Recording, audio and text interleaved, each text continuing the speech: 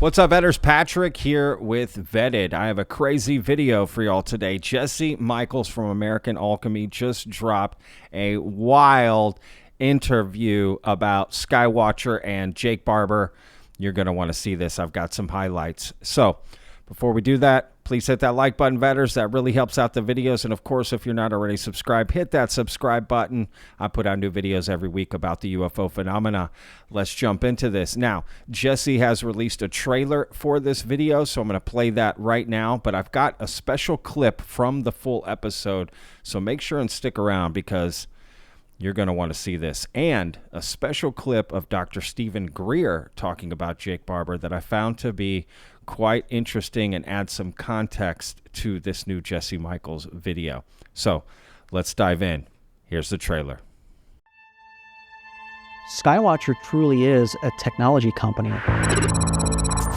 that was started because of UAP. After we turn on the dog whistle, UAPs literally come to us day after day. Jordan, our psionic lead, came up to me and Alex like, hey, tomorrow we're going to see, a conflict in the sky. We're going to have different UAPs are going to come in and there's going to be... He sensed that. He said that. Whoa. We're seeing multiple classes, 3 classes today. We saw them all with binoculars and or the naked eye, which is really new for us. We've not had that experience in the last 5 years. These days, since our technology platforms are so high to generate effects they could mimic, and our detection platforms are so well advanced so we could see a lot more, then it really is a zoo of options and possibilities. We have 3 spectrums and we see them on radar. Then we get in a helicopter and go chase them and they evade us, right? But they evade us because the ground can see them evading. From the air, we've never laid eyes on them. Right, we're sitting there with binoculars, sitting there with S-Wear cameras. The reason why the electro-optical can see them, cannot, is because that little bit of extra is where they're actually emitting light. I think the government's conflicted right now. I think they have advanced secret physics and knowledge and science. I agree with you. That they've had probably since at least the end of World War II. You know that there's physics knowledge held by aerospace companies that is not There known. certainly is materials knowledge. Materials, well, okay, material which science. involves topological physics or whatever. What I think a lot of people expect in this subject is for everything to tie together so neatly and perfectly. It's like the things you're seeing in the sky are the things that we have on the ground, are the secret science things, is the consciousness stuff, and it all fits together in this neat thing. And then also space aliens, and they're from Zeta Reticuli, and you're like, oh, it's easy. And in fact, all of those things could be their own disparate threads. The skies are not classified, and we are seeing things in the skies. Those things seem to be there all the time. Mid-turn, before he could actually turn it to the UAP, the UAP hit us with an energy weapon. Whoa.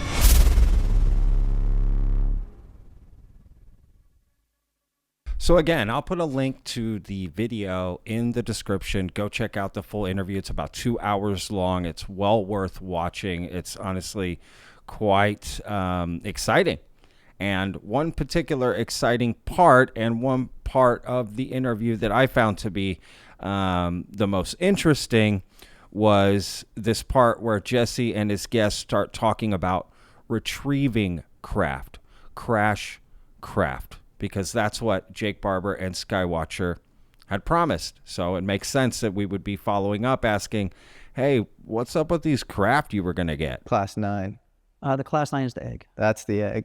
So this is so fascinating. Is this the hope? Because I spoke to Jake, I think it was in January, and we had a really interesting discussion. He exuded a lot of confidence. He said in 6 months, we're going to get this thing to land. If all things go well, I'm trying not to say a date, but within the first half of 2025, we hope to do a demonstration and invite key members of the public from institutions and demonstrate this and maybe even get something to the ground. And that's going to answer a lot of questions. That would be absolutely insane. And I don't know, maybe that's a, Elon Musk style timeline that's a little aggressive or something, but is it? Can you guys get the egg to land? Is that presumably, I would assume that's the hope because of his past experience? I look at some of these other classes, and to me, there's such a gap between like the manta ray or hornet or some of these things and like, you know, a concrete object like on the ground that you can like reverse engineer and fly. So is the hope the egg, and can you guys bring it down pretty quickly, you know, through peaceful psionic means? Or I have no expectation. okay, I literally don't know. Yeah. Like, is the egg a real craft? yeah, Is the thing we imaged with our rudimentary imaging system at the time even there? Right? If it is there, can Jordan or someone else control it? Right? If they can't control it, are they able to tell it to land and have it land? I would offer in known history that has never happened. Right? And if it has happened, it's in a closed program that nobody knows about. well, according to Jake, it's happened. Well, yes. Yeah, So show me the money. yeah, right. I'm open-minded. Yeah, I'm hopeful. I would love for that to happen. yeah, That'd be perfect. that'd be wild. Will it happen? Yeah, Will it happen in 6 months? I have no idea. yep. When I like it to, of course I would. Is that the one you're holding out hope for as far as some sort of retrieval of actual material, or are there others that you feel might be able to, you know, you might be able to derive material from? Or Any of these craft appear to have material and technology that we don't understand. So if any of them were to land or crash, that would be very interesting. I can say some could be non-physical though. Some are or some sort of plasma ball thing, right? I accept yeah. that could be the case. Yeah. Right? Some of them might be holograms or plasmoids or things that if they land, there's molten, the sand turns to glass or metal or whatever. Right, sure. I don't know. Yeah. Sure. Why not? I mean, I think that's a fair question for Jesse to ask. And, you know, I don't think Jake would have any problem answering that question or following up with that. Maybe he's just making aggressive timelines like Elon Musk does, you know. But that was said, right? They're hoping to do that and hoping to present that evidence. That would be quite literally the smoking gun if they can get one of these craft to land, and not just get it to land, but get possession of it, right? And show it to the public, right? That's the idea. Now, remember, allegedly we have hundreds of craft that we've been collecting for decades. So this wouldn't be anything new. But this next part that I'm going to show you from James Fowler, who is Jesse's guest on this episode and who's been working with Skywatcher, catching all this stuff, he is about to make a claim that honestly took me back a little bit, because once you hear it, you'll understand what I mean. I believe we've seen 4 UAPs crash over the years. Really? Yep. You've seen them crash? We believe. And I say believe for a lot of reasons. We've seen 3 Class 1s when we were doing, you know, in 2023, when we did something special for the government, the UAPs behaved differently. And we saw about 200 UAPs in a day over a 4-hour period.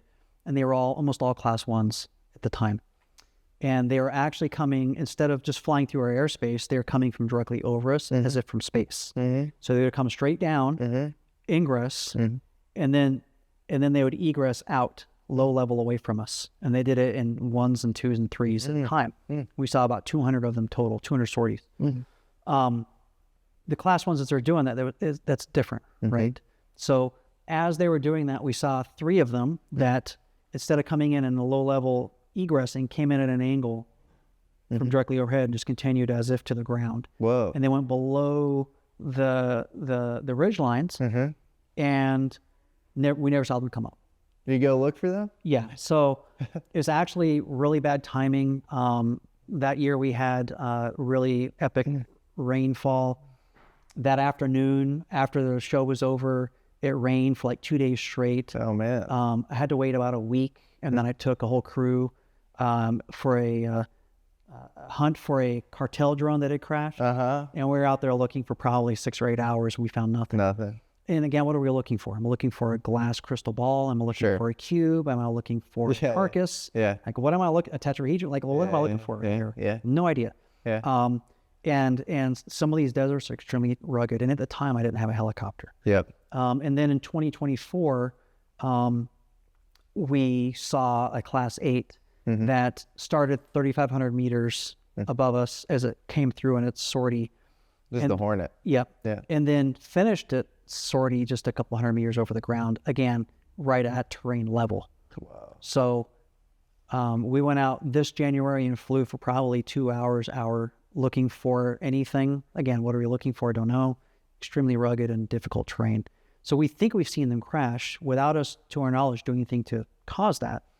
But we have yet to find any wreckage or find anything to show like there is something here. So fascinating. What's interesting is that he thinks they've seen 4 UAPs crash over the years, but literally no evidence to show any of that. They didn't come upon anything that would make him believe they crashed or even landed, right? They just got close to the surface or the terrain, right? But couldn't go in because of weather, didn't have helicopters, didn't have the resources to follow up on this. So why assume that they crashed?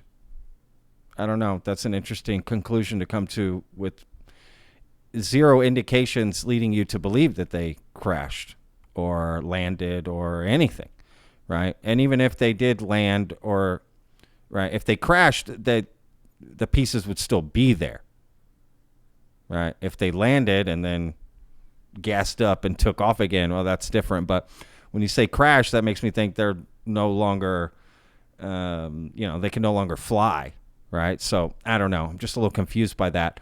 And it would be interesting to see the evidence that led him to say those words, right? What evidence led you to say they crashed? Because I don't think what he explained in this clip was enough. James Fowler would be absolutely fascinating to talk to, and he seems like a really great guy who's helping Skywatcher and put all this together, and he's very analytical and data-driven, and I love all that, right? But definitely have more questions for all of this. So, again, fascinating interview with James Fowler on Jesse Michel's channel, American Alchemy. Again, I'll put a link in the description. Go check out the full interview. It's well worth watching. They go into a lot of these details about Skywatcher and how they run and how they're capturing this stuff and all the different classes of UAP that they've set up. So anyway, link in the description. Now, let's get to this last clip that I hope you stuck around for, which is of Dr. Stephen Greer, who has worked with Jake Barber and Skywatcher previously.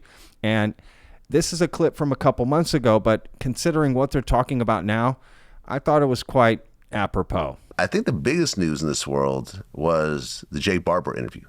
Oh, yes. I've been working with Mr. Barber for a couple of years and knew about his operations. Very little of what he did and knows has come out yet. Very, very little. But that's for reasons we can get into. Okay, so Jake Barber is an Air Force vet, and a lot of the focus on the story was this egg-shaped craft that he actually came in contact with. This is not someone that was investigating things and so forth. This was actually a first-person encounter with some sort of craft.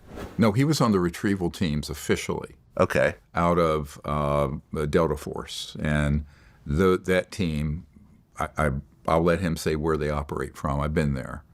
They are a team that are contracted to participate in operations to down and retrieve extraterrestrial vehicles or NHI craft. So that is what he and his team did. He was in charge of security and transport for those special operations out at a couple of black sites out in the desert. And I've been to these sites.